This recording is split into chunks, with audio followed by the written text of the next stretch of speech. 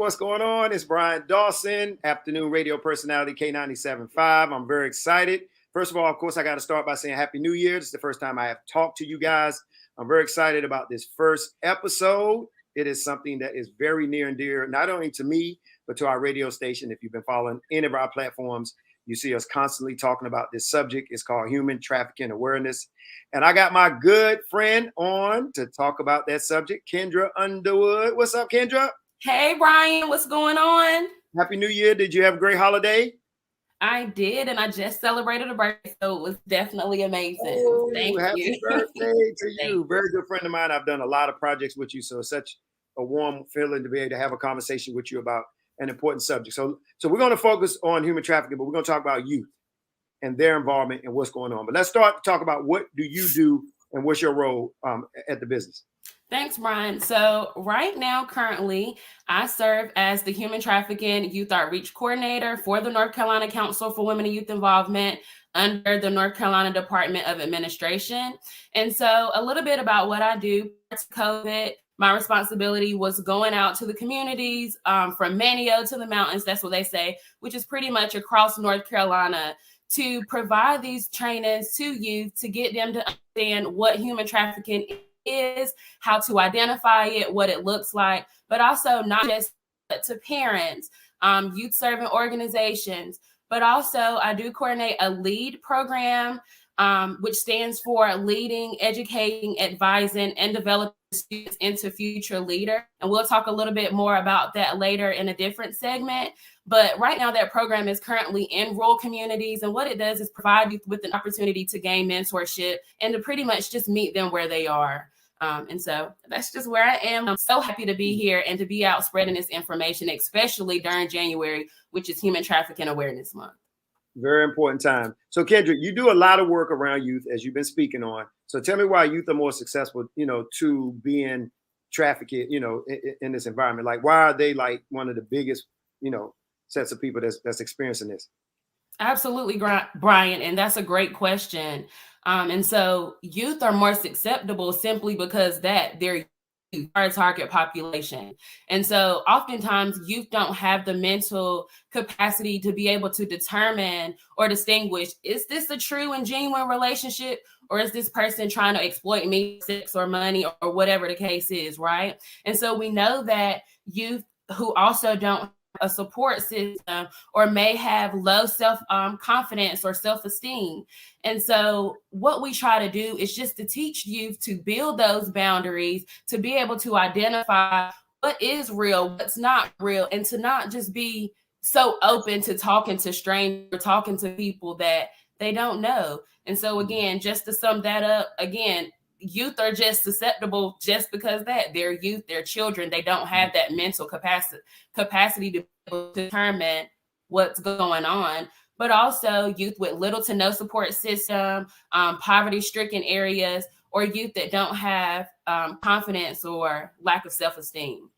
Right. So let's tie in a whole nother component. Of course, we're still, some say at the end, some say at the beginning, and even at the middle of this COVID phase. How's COVID impacted this? Well, as you know, the whole 2020, 2021 were pretty much virtual. You have some students that were able to go back into the building. And so I feel like that kind of lowered the online participation or engagement that a lot of youth are, doing these days, whether it's playing games, submitting their assignments, whatever the case is, they're just spending a lot more time online. And so now we know that students are back in the school systems or back in the buildings per se, but numbers are starting to skyrocket again, right? And so we're potentially looking at students going back home to participate in virtual learning. And so what does that look like again? Students spending more time online, students behind these closed doors, submitting their assignments. And I'm not that old, but I will say that whenever I was in school, more of our assignments were, done by hand, or, we had a computer lab. Whereas now students are actually, they have their own laptops in elementary school, middle school. And so they're bringing these devices home. They're on their cell phones, iPads, or whatever the case is. And traffickers know the system. They know how to hack into these school networks and school systems. And they also know how to portray themselves as youth to be able to gain that valuable information. So if they want to know, what's your address, they're not going to ask you address online. They may say, what road do you live on? Or, what does your house look like? Or what kind of car does your parents drive? Something of that nature, which is very dangerous because while the student is not given that exact information, they're still given information that could cause them and their family harm. Wow. And you brought up my next question when you brought up the word virtual, and we talk about online. And it seems like that's a major place where a lot of folks are finding some of their victims. As a parent, I get very nervous about that because trying to keep up with the newest TikTok or just something, there's always something new in ways that kids are communicating. What advice do you have for parents? Well, the first thing I would say is just to be open and honest with your children or with your student, especially your younger students and your older students as well. With your older students, you definitely have to be a little bit more intentional about talking to them and about getting them to establish boundaries and being able to identify and understand what is going on. But for your younger students, I would definitely say put those password protections up there. Make sure that they are leaving those devices in open view. They're not taking them behind closed doors, or whenever it's time to go to sleep, they're leaving them in an open site or maybe with the guardian or parent. They're not taking it with them to bed. They're not on these devices past a certain time, but also just allowing them to use it in open view again. But we do have this online app that we do use called Bark, which helps protect students. And so what it does is it kind of alerts parents whenever some suspicious or something fishy looks weird or whatever that is going on with the student or the child. It just alerts the parent to let them know to look into it, or, it just flagged them to let them know what's going on and that they should pay attention to it. But it won't be like snitching, on the child. But I guess the main piece that I would say is just to be open and honest with your child. They're vulnerable regardless. They're going to engage with strangers. They play games online. They're going to have these virtual communities. But it's very important for us to just be honest with them and let them know that these things do happen and human trafficking is real. Yeah. And I think as a parent, like, I mean, I know thinking about me as a parent, like, my sons both have cell phones, and you kind of want to give them the freedom of having something because a cell phone is a personal item, and you kind of don't want to make your kids feel like you're violating them by constantly going through it. But what advice do you have for a parent like me?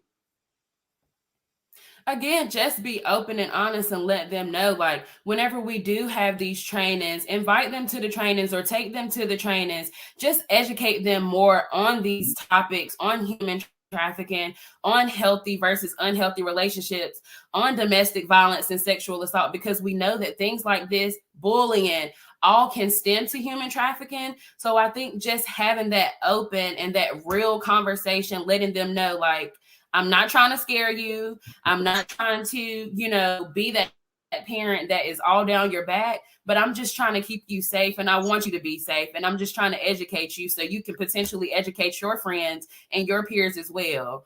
So I think that's the most important thing, is just being honest and letting them know this can happen and it is real and it's happening to us more so than any other backgrounds or races.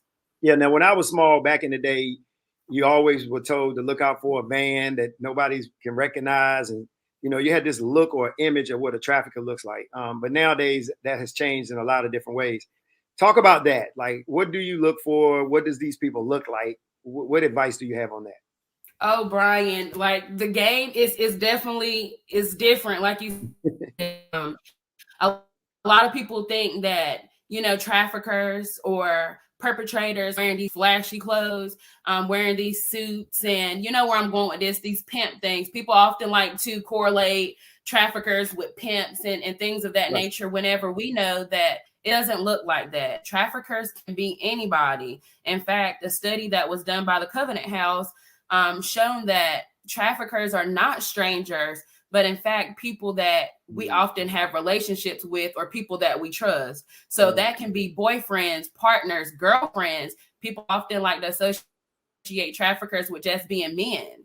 and then Black men specifically, but it doesn't look like that. It can be any race, any background, old, young, women, men. It just varies, from different situations. So literally just knowing the signs and knowing what it looks like to be able to identify is the best way to identify if that situation is indeed human trafficking, or whatever the case is. Right. So I guess last major question. A lot of folks want to know what resources are out there. They need help. Could be just that one person that's involved or know about something and they want to assist or find out more information. So what resources are out there? And also give us some contact numbers and websites and anything that you have. Of course. So the number one resource that I could provide is the Human Trafficking National Hotline number, which I know will be playing at the bottom of this screen, but it is 1-888-373-7888, or you can text Be Free to 233-733. But also, again, we provide trainings at the North Carolina Council for Women and Youth Involvement for free. Right now, we are currently doing virtual trainings because of the state of things. But, we're definitely looking forward to going back into the community and providing these outreach opportunities and these trainings. And so you can visit our website at www.ncadmin.nc.gov. And we are the human trafficking team. So you can find that tab and you can input a speaker request. But also you can use our resource directory, which has all of the 100 domestic violence and sexual assault shelters in that directory. Will gain some resources in your local community. Yes, and Kendra, we do have that number scrolling across the bottom. But one more time, can you give them, because it's important, give them that website, telephone number, and that text number one more time, please. Of course. So again, the National Human Trafficking Hotline number is 1-888-373-7888, or you can text Be Free to 233-733. And again, it's a completely anonymous. Just provide whatever information that you know. You don't have to know the full details or whatever the case is. Whatever information that you know, that's perfectly fine. And then also visit our website at www.ncadmin.nc.gov, and you can find a lot of information and resources, infographics, things that you can print. And again, you can put in a speaker request form, and we will be more than happy to follow up with you to provide those training requests. So thank you so much again, Brian. I so appreciate it for just allowing us to use this platform to share information, especially during January, because it is Human Trafficking Awareness Month. Yes, no doubt. And you brought me right to my conclusion. Of course, January is Human Trafficking Awareness Month. All 12 months, this is a very important subject.